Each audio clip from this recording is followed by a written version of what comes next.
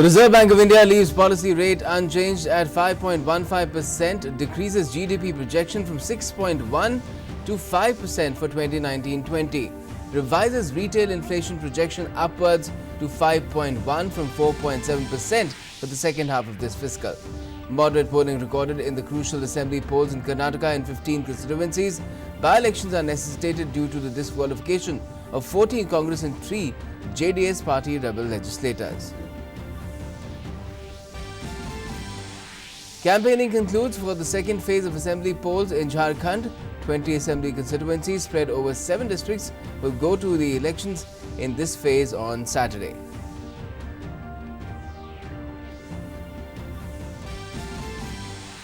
Members of all political parties agree to end subsidy at Parliament canteen. Food will now cost at a market rate.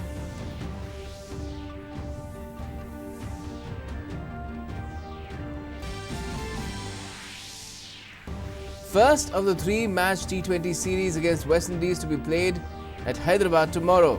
Captain Kohli expresses confidence of a good show.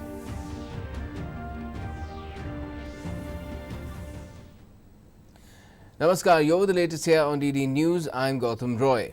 Now, the Reserve Bank of India in its 5th bi-monthly monetary policy today kept the key policy rate unchanged at 5.15%. The 6-member Monetary Policy Committee, headed by Governor Shaktikant Das, unanimously voted for a status quo. The central bank also revised GDP growth downwards to 5% from 6.1% for 2019-20 that was projected in October. The panel decided to continue with the accommodative stance as long as it is necessary to revive growth while ensuring that inflation remains within the target. Between February and October 2019, the RBI has reduced repo rate by 135 basis points, that is 1.35%. Overall liquidity in the system remains in sizable surplus. This augurs well for transmission to lending rates going forward. It is also likely that the government may initiate some more counter-cyclical fiscal and other measures to arrest the slowdown. The forthcoming union budget will provide greater clarity on all these aspects. At this critical juncture, it is of paramount importance that monetary policy and fiscal policy continue to work in coordination to achieve the best results in the national endeavor to revive growth. The RBI has been preemptive in easing monetary policy, with the easing cycle commencing as early as February of 2019. Rate reductions have occurred in quick succession in every MPC meeting since then. In its decision today, the MPC has committed to maintaining an accommodative stance as long as it is necessary to revive growth, while ensuring that inflation remains within the target. RBI also revised retail inflation projection upwards to 5.1 to 4.7% for the second half of this fiscal on the back of spike in prices of vegetables such as onions and tomatoes. The MPC judged that there is monetary policy space for further action, but it felt it appropriate to take a pause at this juncture. Let me now further elaborate on the macroeconomic situation, the outlook and the background of the MPC's decision. First, inflation has indeed risen sharply in November and may remain elevated for a few months. However, the forces driving up inflation appear to be transient. The spike in inflation is essentially due to food prices impacted by unseasonal rains that have caused damage to standing kharif crops. Meanwhile, Rabi sowing is catching up rapidly, and full reservoir levels will provide a cushion against the vagaries of weather. Therefore, there is a case for looking through the current food price spike, but it would be prudent to await greater clarity on how the inflation path evolves. RBI Governor also said there is good coordination between the fiscal and monetary policy so far in addressing growth concerns, and that the central bank is not worried about government missing fiscal deficit target.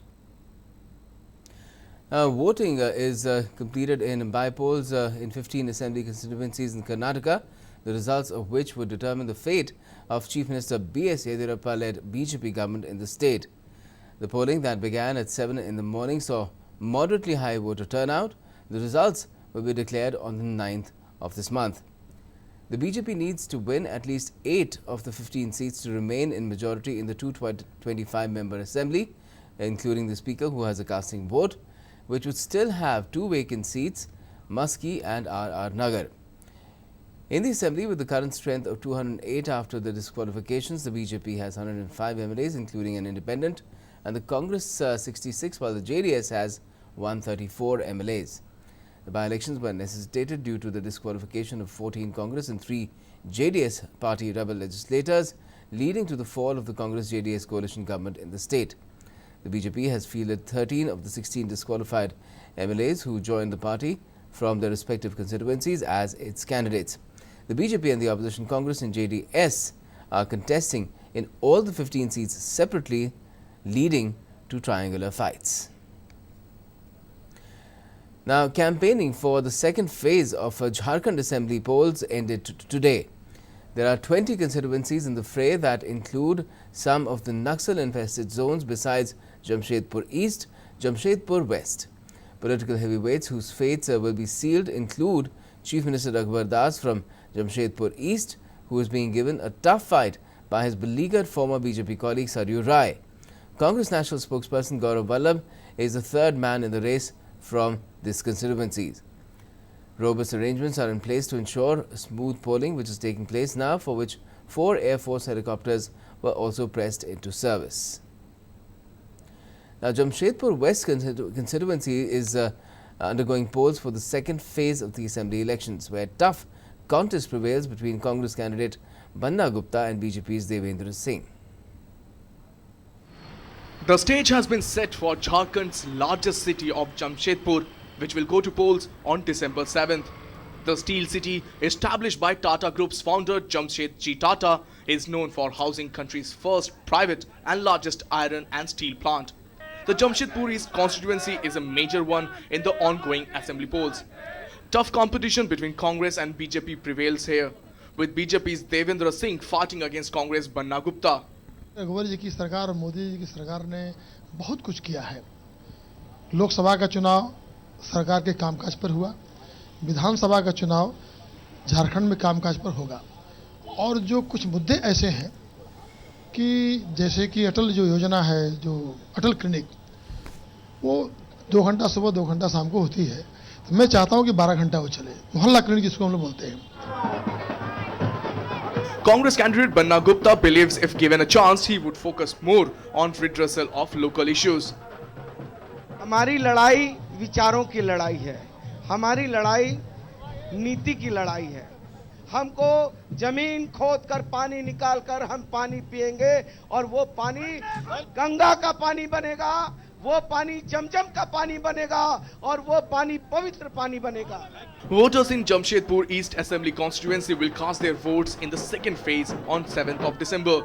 They are hopeful that the new government will adequately address their problems of water and electricity. हमारे MGM hospital है ना, वहाँ अच्छा इलाज होना चाहिए, और जो भी प्रत्याशी आए और जितने भी गरीब जाते हैं एमजीएम हॉस्पिटल में, उनका अच्छा इलाज हो और ट्रीटमेंट हो, और उनके साथ अच्छा वहाँ पे जो भी है जितने भी स्टाफ उनके साथ अच्छा व्यवहार करें। विकास का काम होना चाहिए, नौकरी वोकरी का काम होना चाहिए। यहाँ पर जो अभी जितना फैक्ट्री बंद हो गया है, गरीब आदमी बहुत परेशान है, महंगाई से परेशान है, तो जो भी सरकार आए वो कम से कम ये करे कि मेरा महंगाई पे कंट्रोल करे। Since the beginning, Congress has always relied on minority votes, which in fact have proven to be substantial in turning the outcome of the election results.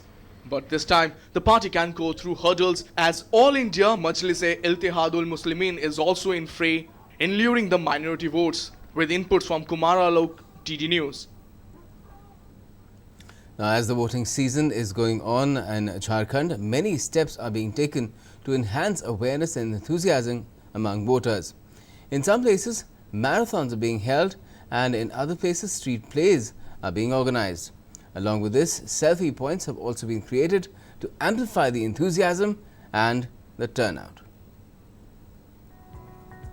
Various events are being organized both in rural and urban areas to raise awareness about the importance of electoral process. In Jharkhand, Bokaro District Administration has taken up the challenge to work for increasing the voter turnout in the urban areas. A voter awareness marathon was organized at Bokaro Steel City. Administrative officials, CRPF personnel and players participated enthusiastically in the marathon. One noticeable part of this marathon was the participation of a specially able player who completed the race successfully. Besides, a selfie point has been set up at 4 places in Giridih district where voters will be able to take their pictures along with participation in the great festival of democracy. Through voter awareness campaigns, the message of Mahadan is being imparted to the people. Signature campaign is also being conducted in the district. मतदाताओं को जागरूक करने के लिए बहुत तरह के प्रयास किए जा रहे हैं और उन्हीं प्रयासों में एक कड़ी है यहाँ पर लगा हुआ बैलेट सिस्टम, जिसके माध्यम से लोग आएँ, अपना सेल्फी खिंचाएँ, सेल्फी खिंचाकर इससे और ज़्यादा मतदान के लिए प्रेरित हों। सभी मतदाताओं को अपने अधिकारों के बारे में जानकारी मिले और 12 तारीख और 16 तारीख को अपने इन अधिकारों का पूरा उपयोग करते हुए आगामी विधानसभा निर्वाचन को पूरी सफलतापूर्वक संपादन कराने में एक महत्वपूर्ण भूमिका निभाएं। People are being motivated to vote in urban as well as rural areas and also in the Naxal-affected forest regions. In this regard, folk art has turned out to be a great medium to create awareness among voters in the Naxal-affected areas of Saranda in Chaibasa. Through street plays, a team of artists are motivating voters in these areas to turn in large numbers for voting. लोकतंत्र का महापर्व है मतदान और इसमें बढ़ चढ़कर हिस्सा लें और 100% मतदान करें, क्योंकि मतदान ही लोकतंत्र की जान है या शान है। बिना मतदान के लोकतंत्र सफल नहीं हो सकता और आप अच्छे उम्मीदवार चुनकर सामने नहीं आ सकते और बिना अच्छे उम्मीदवार के चुने क्षेत्र का विकास नहीं होगा, लोगों की समस्याएं दूर नहीं होगी। तो इसके लिए जरूरी है कि 100% मतदान हो। Continuous efforts are being made to create awareness among the voters so that people can actively participate in the electoral process. Divakar Kumar's report, Ranchi, DD News. A special court in Mumbai today declared Nirav Modi a fugitive economic offender. The key accused in the Punjab National Bank fraud case was declared fugitive on a plea of the Enforcement Directorate. He is the second businessman after Vijay Mallya to be declared a fugitive economic offender under provisions of the new Fugitive Economic Offenders Act, which came into existence in August last year. Nirav Modi and his uncle Mehul Choksi are the prime accused in the PNB fraud case related to alleged fraudulent issuance of letters of undertaking that caused a loss of over $2 billion to the public sector bank. Nirav Modi was earlier arrested in London and his extradition process is pending. A rape survivor from Unnao is battling for life after 5 men, including 2 of the accused who are out on bail, allegedly set her on fire this morning while she was on her way to court. All the 5 accused have been arrested. The woman, who was raped in December last year, received 60 to 70% burn injuries and is being treated in a government hospital in Lucknow. The woman, who survived the sexual assault a year ago, said in a statement that she was on her way from her village in Unnao district to Rai Bareli, where the trial is going on, when she was attacked and set ablaze early on Thursday morning. The National Commission for Women has sought a detailed action taken report from the Uttar Pradesh police in this case. Rajya Sabha witnessed repeated adjournments over the Unnao rape incident as Samajwadi Party and the Congress raised this issue during 0 hour. After laying papers and Parliamentary Standing Committee reports in the upper house, Chairperson Venkaiah Naidu announced setting up of an informal group to look into internet pornography issues and prepare a report within a month. The chairperson also expressed concern over the Unnao rape case and the incident and said the entire House condemns the act. Entire House condemns the incident. As everybody said, we must send out a signal to the entire country, to the society, that in such incidents the action should be taken promptly, swiftly, adequately, so that the things cannot be repeated once again. As a positive step, members of all political parties have agreed to end subsidy in Parliament canteen. Food will now be sold there at market rates for all MPs and others. Member of Parliament Rajiv Pratap Rudy spoke to us on this positive step. वर्षों से ये आरोप हम लोग, मैं तो यहाँ 1996 से इस पार्लियामेंट में हूँ और तब से ये हमेशा सुनता हूँ कि सांसद के ऊपर सब्सिडी है खान पान का और इसकी मूल लागत लगभग 17 करोड़ रुपए जाती है, इसमें लगभग 12-13 करोड़ रुपए का सब्सिडी होगा। ये हमारे लिए अच्छा नहीं है और जैसे कि देश के प्रधानमंत्री जी भी नहीं चाहते हैं कि इस प्रकार की कोई बदनामी हो मितव्यता की बात होती है और सांसद के ऊपर ये अतिरिक्त सब्सिडी जो खजाने सरकार के खजाने से जाए। लोकसभा अध्यक्ष ने इसका प्रस्ताव रखा और लगभग सभी दलों ने मिलकर के सहमति जताई कि इस सब्सिडी से हमें परे हटना होगा।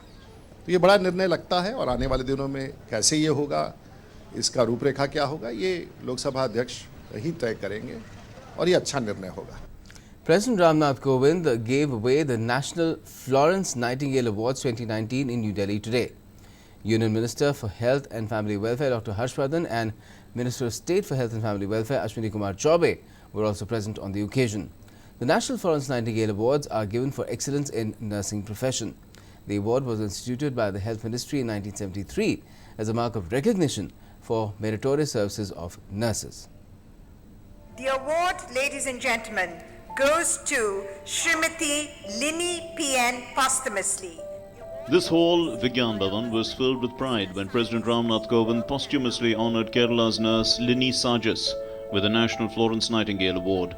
The award was received by her husband.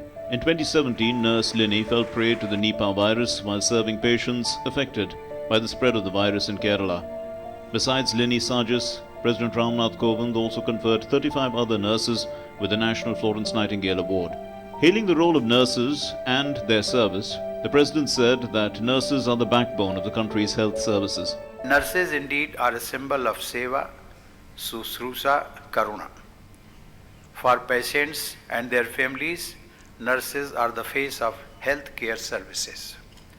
Your contribution is immense, and I am glad to know that the World Health Organization has announced 2020 as the year of the nurse and midwife. The President said that nursing staff also have an important contribution in caring for the elderly in the country, and it requires special skills and training. There is also a rising demand of human resource for third and fourth level care, which requires quality training institutes. To achieve this, the government has taken several initiatives for further development of pre-services and in-service training, education and upgradation of nursing services. The nurses are very happy to have received the award, saying the award will further prompt them to work for society. जो भी patient गरीबी हो या पैसे वाला हो, but health is important for everyone, so everyone deserve to be in a good health. So मेरा message है कि एक नर्स बन के मैं सब पेशेंट को जो हेल्थ का बेनिफिट है हम मेरे साइड से जो दे सकूं. ये जो सेवा शुश्रूषा और करुणा बोलते हैं ना कि नर्सिस का ये काम ही होता है, और मैं मेरे पे ही मुझे मेरे प्रोफेशन पे बहुत गर्व है कि मुझे ये सेवा करने का मौका मेरे प्रोफेशन थ्रू मिला. Every year, the National Florence Nightingale Award is given to nurses for the best work in their field. Nitendra Singh's report, DD News. The government is taking multi-pronged steps to bring about drastic improvement in the construction and repair of national highways and broadening of roads to 6 lanes and so on. Replying to questions in the Lok Sabha, the minister also expressed concern over a growing number of road accidents and said this issue remains a matter of concern for his ministry. In this context, Nitin Gadkari sought the cooperation of MPs and maintained that, like financial auditing, a new system is being evolved under which construction auditing dealing with road accidents and engineering works will be carried out. Stating this matter in the Lok Sabha during question hour, Road Transport and Highways Minister Nitin Gadkari, however, said several road projects are facing hurdles like land acquisition. अब हमने नया model जो निकाला है वो ऐसा है कि हम बैंक को टोल जो है 20 साल के लिए मॉर्गेज कर देंगे एस्क्रो अकाउंट में, और उस प्रोजेक्ट टू प्रोजेक्ट कर्जा लेंगे, और कर्जा लेने के बाद वो प्रोजेक्ट पूरा करेंगे. मुझे बताते हुए खुशी हो रही कि स्टेट बैंक ने पहली बार 50,000 करोड़ इसके मॉडल को एक्सेप्ट करके हमको अनुमति दी है, और बाकी भी बैंक वाले इसके लिए तैयार हैं. तो हमारे जो प्रोजेक्ट इकोनॉमिकली वायबल है, जो 20 साल में हम लोग टोल रिटर्न कर सकते हैं, उसके ऊपर हो जाएंगे. तो हमने इसके ऊपर योजना बनाई है, और मुझे लगता है कि इसमें हमारा 75% प्रोजेक्ट क्लियर हो जाएंगे, और इसके लिए प्रोजेक्ट टू प्रोजेक्ट फाइनेंस लेंगे और टोल एस्क्रो अकाउंट में डालकर उनको पैसा वापस कर पाएंगे. The minister also said that the government will introduce a system of road rating to improve the quality of roads and reduce incidents of road accidents. जैसे फाइनेंशियल ऑडिट होना चाहिए, वैसे कंस्ट्रक्शन का भी ऑडिट होना चाहिए। और हमने अब ये तय किया है कि एक्सीडेंट के लिए हम लोग ये ऑडिट करें कि कौन से प्रॉब्लम, छोटे छोटे कारण एक्सीडेंट में लोग मर रहे हैं, वो पूरे मुद्दे, पूरे पॉइंट्स हमने तैयार किए हैं। अब इसके बाद हाईवे को हम रेटिंग देने वाले हैं और सिविल इंजीनियरिंग का काम और रोड एक्सीडेंट के कारणों का काम, दोनों के पॉइंट्स बनाकर जो आउटस्टैंडिंग चीफ इंजीनियर रिटायर्ड है उनको कॉन्ट्रैक्ट बेसिक पर अपॉइंट करके हम इसका रेटिंग करने वाले हैं और वो रेटिंग डिजिटल डाटाबेस रहेगा। तमिलनाडु ऐसी एक सरकार है कि उन्होंने 29% एक्सीडेंट को कम किया है और इसलिए उनका जो मॉडल है वो भी हमने लिया और ये जो एक्सीडेंट के लिए रोड ऑडिट का जो बात मैंने की उसका भी लिया है और अब हम इसके आधार पर उसको हर रोड का रेटिंग करके उसका इंस्पेक्शन करके एक्सीडेंट और क्वालिटी ऑफ कंस्ट्रक्शन दोनों को हम दूर करेंगे। Petroleum and Natural Gas Minister Dharmendra Pradhan delivered the inaugural address at the India Gas Infrastructure Conference 2019 by FICCI. India is working towards increasing share of natural gas in its overall energy basket to 15% in the coming decades, along with a planned shift to a gas-based economy. Dharmendra Pradhan highlighted steps taken by the government in this direction. Gas में आने वाले दिनों में अच्छा खासा increase होगी। हम लोगों ने 60 बिलियन की इन्वेस्टमेंट गैस इंफ्रास्ट्रक्चर में कर रहे हैं। प्रधानमंत्री ऊर्जा गंगा नियर कंप्लीशन की ओर है। इंद्रधनुष नॉर्थ ईस्ट में साढ़े 8 राज्यों को सिक्किम समेत अन्य 7 सिस्टर को मिलाते हुए इंद्रधनुष की काम भी शुरू हो गया है। उद्देश्य यह है कि पूरा नॉर्थ ईस्ट जो गैस की भंडार पे बैठा है उसकी गैस को मोनेटाइज करना। The minister also shared how energy sector can play a role in checking pollution in the national capital and the rest of the country. बायोमिथेनाइजेशन में ही दिल्ली के पोल्यूशन की, एनसीआर की पोल्यूशन की उत्तर है। हमारे सारे कंपनी उस काम पे तेजी से, निजी क्षेत्र के, सरकारी क्षेत्र की सारे कंपनियां उस काम पे लगे हैं। स्टबल बर्निंग और गाड़ी, ये दोनों की एमिशन रिडक्शन करने की बड़ा दायित्व हम लोगों के पास है। हम कर भी सकते हैं, करेंगे भी। और मैं आज आत्मविश्वास के साथ कह रहा हूं 2-4 साल के बाद दिल्ली की एटमॉस्फेयर में एनर्जी सेक्टर की ओर से पेट्रोलियम मिनिस्ट्री की साथ इस इंडस्ट्री उसको एक समाधान की रास्ता दे सकती है। Now, ahead of the 3-match T20 series starting on Friday versus West Indies, Indian captain Virat Kohli has thrown his weight behind struggling wicketkeeper batsman Rishabh Pant while urging everyone to follow suit. Pant has been out of form with the bat since veteran stumper MS Dhoni took a sabbatical from the game after the World Cup, with calls growing to replace the youngster with other glovemen like Sanju Samson. However, Kohli made it clear that the Indian team believes in Pant's capabilities. We certainly believe in Rishabh's ability. I think it's, when you say it's a player's responsibility to work hard and perform and do all those things, I agree. But I think it's a collective responsibility of everyone around as well, to give that player some space to do so as well. If he misses a chance or something, you know, people can't shout MS's name in the stadium. It's not respectful if I have to put it that way, because no player would like that to happen. You're playing in your own country and you should get support rather than always thinking what mistake is this guy gonna make. No one wants to be in that position. So as Rohit rightly pointed out as well, he needs to be left alone. We know he's a match winner. And once he comes good, you will see a different version of him, which you've seen in the IPL already, because he's free, he's relaxed there. He feels that, you know, there's a lot more respect when it comes to his abilities and what he can achieve for the team.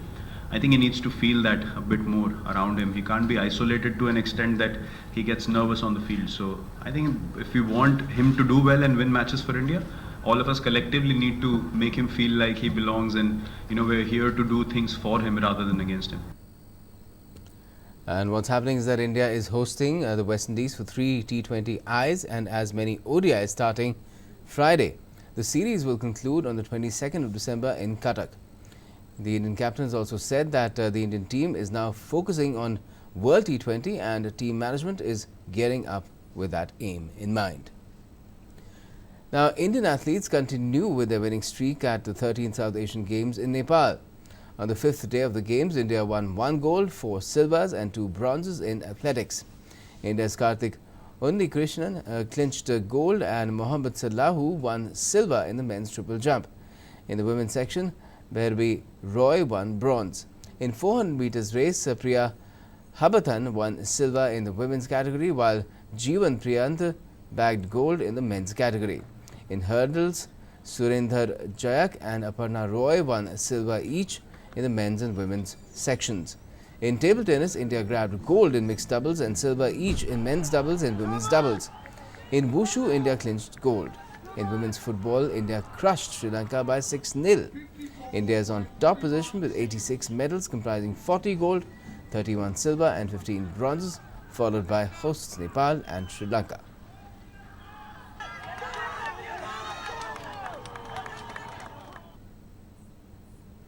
And that's all we have for the moment, but the latest continues right here on DD News and DD India. Stay tuned.